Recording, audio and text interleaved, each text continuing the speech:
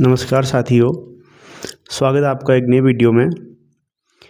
पिछले 2-4 दिन से मेरा एक दोस्त मुझे झारखंड स्टूडेंट प्रोटेस्ट को लेकर के मुझे रील्स भेज रहा है और उन रील्स में यही कहा जा रहा है कि भाई दिल्ली प्रोटेस्ट के समय पर तो बहुत वीडियो बनाई, लेकिन अभी वीडियो क्यों नहीं बना रहे हो, या यह तुम्हारे एजेंडे में फिट नहीं बैठ रहा है।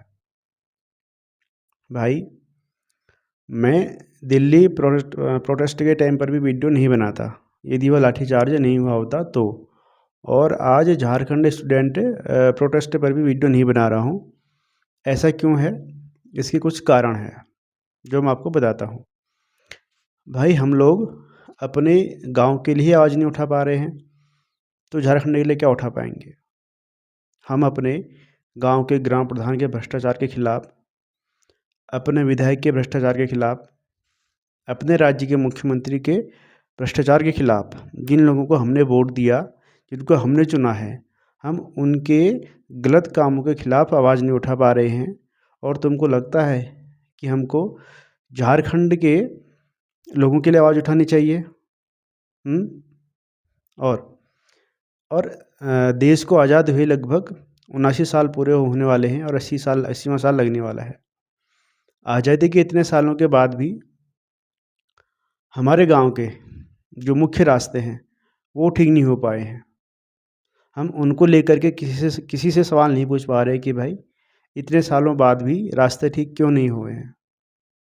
हमारे गांव की रोड बनने के बाद सुधारीकरण के नाम पर उस पर कम से कम 10-12 लाख रुपए खर्च हो चुके हैं और उसकी हालत कैसी है ये तुम भी जानते हो और मैं भी जानता ही हूँ। हम उसको लेकर किसी से बात नहीं कर पा रहे हैं और बिल्कुल सेंटर का गांव होने के बावजूद हमारा गांव प्रत्येक क्षेत्र में पिछड़ता जा रहा है। गांव में बच्चों के खेलने के लिए मैदान नहीं है, पढ़ने के लिए लाइब्रेरी नहीं है, व्यायाम के लिए व्यायामशाला नहीं है, ठीक है। और तो और प्रत्येक गांव में जो सबसे मुख्य भवन होता है पंचायत भवन, लगभग ना के बराबर हमारे यहाँ पर है। और जहाँ तक मुझे याद है पिछले 5-6-7 सालों में हमने अपने ग्राम पंचायत में एक भी मीटिंग नहीं देखी है। हम अपने गांव के इतने महत्वपूर्ण मुद्दों पर किसी से सवाल नहीं कर पा रहे हैं, किसी को सवाल करने की हिम्मत नहीं कर पा रहे हैं। और तुमको लगता है कि हमें झारखंड के लोगों के लिए आवाज़ उठानी चाहिए, वहाँ के स्टूडेंट के लिए आवाज़ उठानी चाहिए। और तो और चुनाव के टाइम पे जब कोई नेता हमसे वोट मांगने आता है तो हमारी इतनी हिम्मत नहीं हो पाती है कि हम उससे सवाल पूछें कि भाई हम उसको वोट क्यों दें, ठीक है। अभी लगभग 6 महीने बाद चुनाव आने वाला है। नेता और उसके समर्थक घर घर जाएंगे वोट मांगने के लिए, आपके और मेरे पास भी आएंगे।